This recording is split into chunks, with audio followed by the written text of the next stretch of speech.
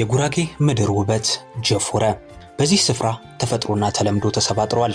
የኖባሬ በይነ ፈርጆች ተዋደዋል።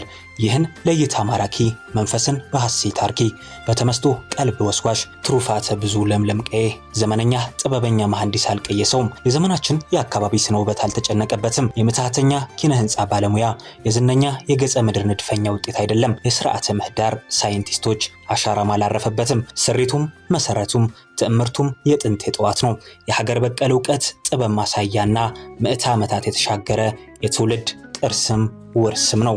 በዘመናት ዑደት ውስጥ ከነግርማ ሞገሱ የተሻገረ የጉራጌ መንደሮች የትውፊታዊ ትዕይንቶች መድረክ ነው። ጀፎረ ውበትና ጌጥ ብቻ አይደለም። ትውፊታዊ መልኩና ግልጋሎቱ ፈርጀ ብዙ ነው። በዘፈቀደ የሚሰመር ሳይሆን የራሱ የአሰማመርና የልኬት ስልት ይመራል።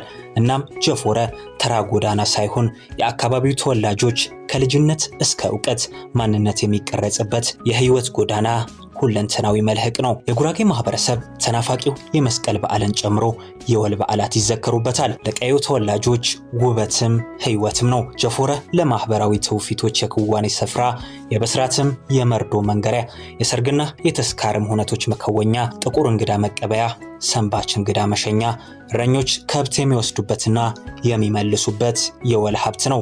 የዳኝነት ስርዓቶች የሚከወኑበት የውይይትና የምክክር መድረክም ነው። በጀፎረ አፈር መቆፈር፣ አንድ ስንዝር ወደፊት ገፍቶ ማጠርም ሆነ ሌሎች ደንቦችን መጣስ በማህበረሰቡ ዘንድ የተወገዘ ተግባር ነው።